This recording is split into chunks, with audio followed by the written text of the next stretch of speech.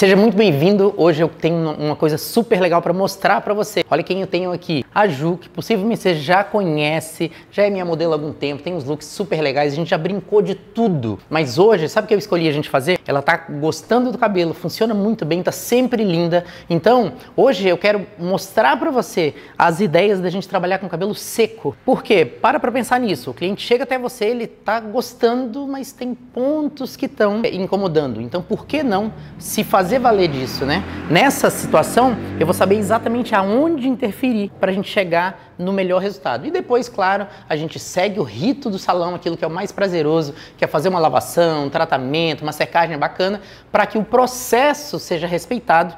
Mas eu quero lembrar você, já que essa é uma pergunta super frequente, e aí, posso cortar o cabelo seco? Qual é a diferença? É melhor ou pior?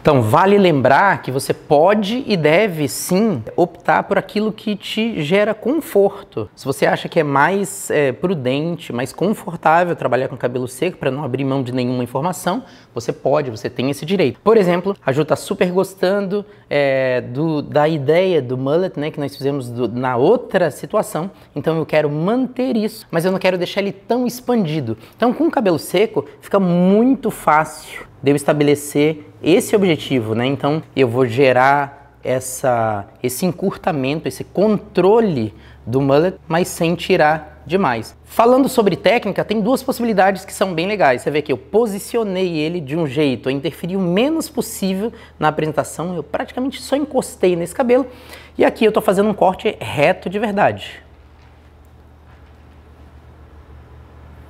Percebe?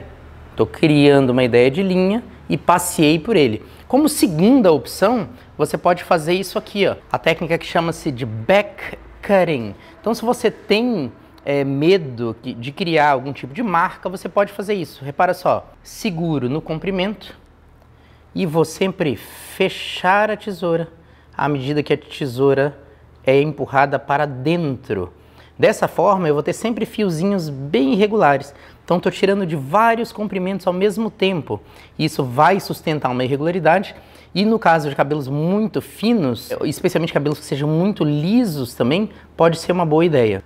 Vale lembrar que o protagonista dessa técnica é o dedo polegar. É sempre ele, tá? Então, à medida que eu estou fazendo esse movimento para dentro, vou fazer assim para que você possa ver bem. Imagina que eu estou segurando o cabelo aqui. Então, olha só, quando eu forço para dentro, o dedão atua. Então, dessa forma, o cabelo não está sendo rasgado, ele está sendo cortado. A gente consegue respeitar bastante a fibra capilar e tem um resultado bem bacana.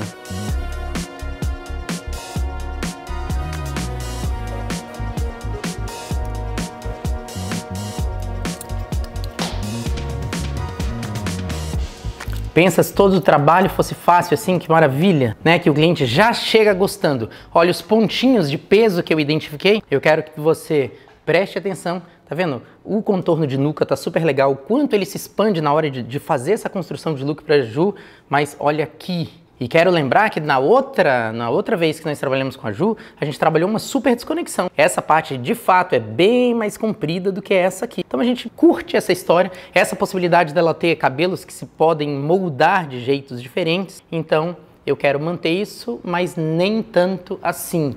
Então, com o cabelo seco, vou chamar a sua atenção também que eu estou trabalhando com a parte larga do pente. Então eu vou gerar o menos tensão possível. Você pode perceber que eu estou procurando respeitar ao máximo o jeito que o cabelo se apresenta para que eu só elimine aquilo que seja extremamente necessário, já que ela está gostando dessa fase bem cabeluda, por incrível que pareça. Esse aqui é o look longo da Ju. Então faz tempo que você não se sentia tão longa, né, Ju? Depois eu vou aproveitar para comentar com você uma coisa que vai valer para toda a nossa experiência de cortes. Hoje nós vamos gravar alguns looks aqui e tem algo que é fundamental que você entenda a diferença entre A e B, a mecha de cima e a mecha de baixo, e qual é o papel dela, como que eu posso prever o resultado, como ela vai se comportar na hora de cortar esse cabelo. Então não pensa que eu estou só cortando por comprimento. Ah, não, tá muito longo, eu vou tirar um pouco. A gente pode antever o resultado do cabelo para que ele não crie, ou para que ele demore a criar esse pezinho que está nos incomodando. Repara só, até o comprimento, ó, até o contorno do rosto, tá tudo muito lindo. Tá sensacional, né? Eu preciso, quanto menos eu intervir, melhor. Aqui tá numa fase bonita, mas daqui a 2 semanas já vai estar longo demais. Então vamos se comprometer em deixar essa orelhinha de fora já agora. Contorno do rosto. Eu acho que eu vou mexer o menos que eu puder. Eu acho que os pontinhos que te incomodam são sempre aqueles, né? Aquele voluminho dos contornos da cabeça. Então, muitas vezes eu sinto que o profissional fica pressionado, sabe? Pela dificuldade que o cliente tem de marcar, pelo preço que você está cobrando. Quando a gente associa todos esses elementos, o profissional fica sempre pressionado a fazer um super teatro, né? A lavação, o processo todo. E muitas vezes o que pode ajudar é ele ter acesso visual ao que não está legal. Então, pensando dessa forma, ó, a gente consegue reparar aqui também, né? Que eu tenho volume nessa região. E é fácil entender se você já é nosso aluno, se você já me segue aqui. Aliás, se você não segue, fica esse convite.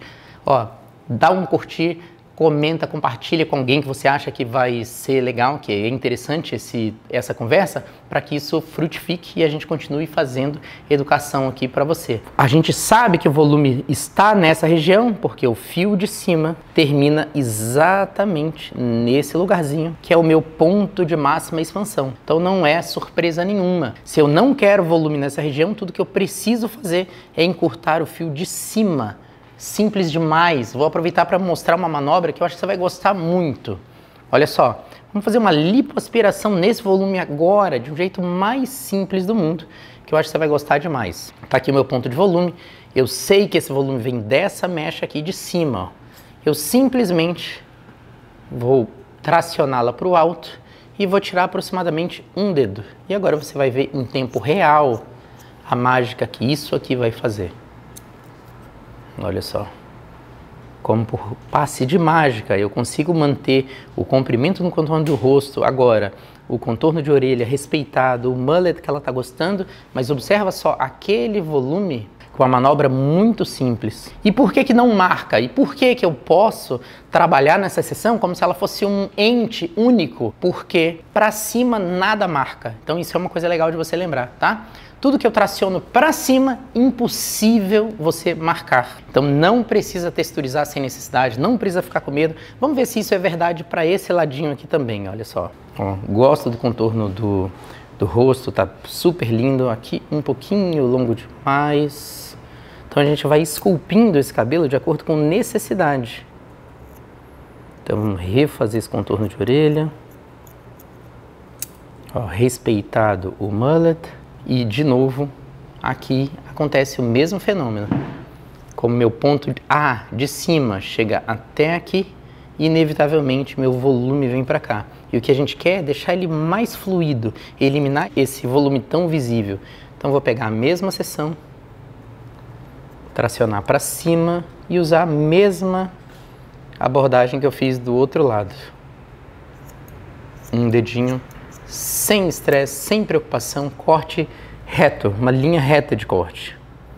E olha só o que acontece, como ele se torna mais difuso. E agora vamos pensar na parte de cima, que aqui nós temos um ponto de juízo aqui, tá sempre...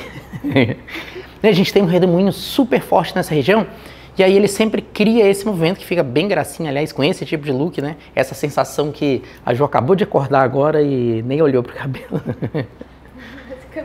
Eu sofro desse mal também, isso também acontece comigo, porque eu já disciplinei o meu cabelo para parecer uma pessoa respeitável. Vou usar a mesma técnica aqui, tá? Só limitando o quanto ele pode se expandir. Eu estou usando back cutting aqui também, para ter esse cuidado, né? Ao invés de simplesmente cortar, que eu poderia fazer isso, tá? Uma vez que estou trabalhando para cima, é impossível marcar, eu posso fazer isso, mas estou utilizando a textura de back cutting. Então, o fato dele estar seco me permite provocar, tá vendo? E perceber até onde eu preciso chegar para a gente alcançar esse resultado bem legal.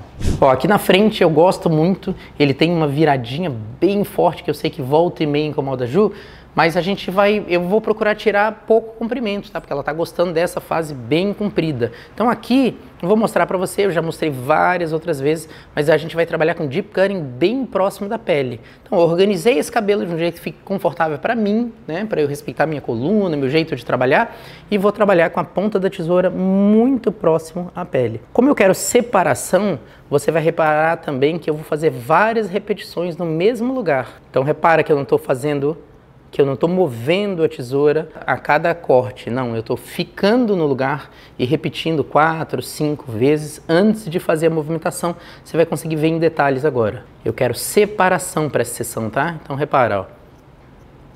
5 cortes, espaço, 5, espaço, 5, espaço, 5. Muito confortável, muito tranquilo. Como o cabelo está seco e ele tem curvas, então, possivelmente uma coisa que você pode ter pensado é, poxa, por que a tesoura não está entrando pela ponta, como você vê normalmente? A chance de eu tirar mais cabelo do que seria necessário é muito maior. Então, nesse caso, olha só, você pode entrar tanto por cima da seção ou por baixo dela. Vai me dar o mesmo resultado e eu tenho muito maior segurança de não tirar um cabelão que eu não gostaria, né? Então, eu estou tentando antever como vai ser para eu acordar com esse cabelo e administrá-lo, procurando manter ele longo, que é uma fase que ela está curtindo de ter esse cabelo comprido. Olha, eu já gosto muito daqui. Fazendo essa visão no espelho, o meu lado esquerdo aqui eu ainda acho um pouquinho cheio, onde eu estou mostrando aqui. E para ficar bem claro para você, eu vou usar a mesma abordagem que eu brinquei contigo sobre lipoaspiração, né? Então olha só, esse pedacinho aqui já está lipoaspirado e esse aqui ainda eu tenho um pouquinho de expansão demais, né? Então sempre é o fio de cima o responsável. Eu vou pegar essa seção, tracionar para o alto e cortar sem medo de ser feliz, e naturalmente ele já vai baixar bastante. Então dessa forma a gente vai negociando, vai chegando até uma condição que ele pareça bem legal. A partir de agora a gente vai lavar, tratar esse cabelo e vamos secar para a gente perceber os detalhes. Então a gente continua cortando. Essa pode ser uma hora interessante também de você fazer uma conferência técnica de todo o corte na fase molhada. Então sempre o cliente também se sente prestigiado de, depois da lavação, de você revisar todo o trabalho, ter certeza, especialmente para aquela cliente que faz aquele perfil crica, que gosta de checar ela mesma. Normalmente esse perfil de cliente fala para você assim, mas tem um pedacinho maior, um menor aqui, né? Então você precisa estar muito seguro do que você faz. Claro, você pode até certa medida trabalhar junto com ela isso, mas tem nesses muitos anos de carreira, eu já cruzei com alguns clientes que você precisa dizer, não, isso é para estar assim, você experimenta esse cabelo e se for o caso, você volta até aqui, porque não tem limite, né? Ela diz, e esse fiozinho aqui, e esse ali, e se você continuar com essa brincadeira, você vai ficar cortando até ficar como o meu cabelo, então toma cuidado com isso também. Eu vivo falando para você que o mais importante é entender a relação entre o fio de cima, A, e o fio de baixo, B, muito mais do que a gente pensar em ângulo ou qual o nome da técnica ou para que, num primeiro momento, para que ela serve. Deixa eu mostrar para você isso aqui. Então é importante você lembrar que o fio de cima, que eu vou chamar de A função dele, ele determina o volume, tá? Quanto mais curto o A, menos volume. Quanto mais longo o A, mais peso e mais volume. Já B, a função dele determina o comprimento de um certo painel, que pode ser, por exemplo, uma franja. Imagine essa mesma situação nessa área da franja. Ó. B determina o comprimento e A, quanto eu quero de peso. Se eu quero uma franja repicada, A vai ser curto. Se eu quero uma franja inteira, A vai ser longo. O entendimento dessas relações vai fazer milagres na sua carreira, para você trabalhar de maneira muito mais simples, muito mais rápida e muito mais saudável. Esse é só um dos assuntos que a gente aborda na experiência Criadores de Imagem. Então, se você ainda não segue esse canal,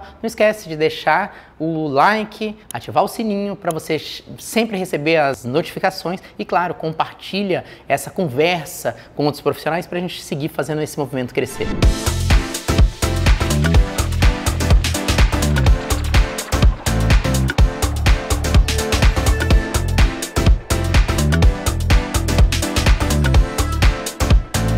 Depois da secagem mais simples do mundo, ar quente palmas da mão, tá? A gente vai colocar energia nessa região e passear sobre o crânio. Então você pode ver agora, nessa fase, o cabelo está todo bem coladinho na cabeça. E aí a gente aproveita para perceber, existe alguma marca, existe alguma linha de peso, ó, não nessa lateral, não aqui também. Então eu gosto bastante de como ele se apresenta. A partir de agora a gente começa a expandir para ver as possibilidades de uso. Então olha só, essa manobra é a mais simples que existe, porque como tem muitos cabelos de tamanho diferente, se eu simplesmente coçar o crânio, os fios mais curtos eles aparecem, né? Então gera uma textura super interessante do jeito mais fácil do mundo. Olha só, eu coloco as mãos no crânio e só mexo os dedos sutilmente. Vamos começar a brincar também, olha só, de explorar esses fiozinhos mais longos aqui do rosto e a gente vê se realmente está confortável, se o comprimento é esse mesmo. Então é uma fase também de investigação. Olha o mullet. Vou provocar ele para fora para que ele fique visto na silhueta. Então a gente primeiro secou bem coladinho e agora a gente começa a investigar se é isso mesmo, se as soluções que foram propostas parecem adequadas para esse momento, para esse desejo da Ju. Josinha, agora eu vou te pedir um favor. Passa a mão nele na frente, como você faria? Até para eu te ajudar nessas decisões, sabe? E explora um pouquinho, Ju, como você faz no teu dia a dia dos mullets, pra gente, olhando de frente, checar que tem cabelinho ali, sabe? O mullet tá perfeito. É, o comprimento tá bacana, né? Muito legal, basta quando aparece um pouquinho. Sim. Parece que tem um cabelinho mais. Ó, essa é a região mais geniosa dele, mas pra mim parece bem legal. Ó, eu vou usar, pra gente deixar ele com uma textura mais bacana, eu vou usar um pouquinho do óleo que eu gosto bastante sempre, pouca quantidade, ele não gera peso e vai me ajudar muito no brilho, em deixar ele com uma sensação luxuosa mesmo. E aí, olha só, não tá lindo? Agora, cada dia é uma surpresa, quer dizer, ela pode brincar com esse cabelo pro lado direito, essa é a função dos fios longos, ó, ela pode usar ele para trás também. E essa é uma das vantagens. Para você, por exemplo, que pode estar vendo essa abordagem pela primeira vez, que a gente praticamente pegou peças e eliminou o comprimento, ó, você pode observar como não há marcas. E essa é a coisa mais legal, que você coloque na sua caixa de ferramentas como uma possibilidade de trabalhar mais solto, mais leve, mais tranquilo e de maneira mais criativa.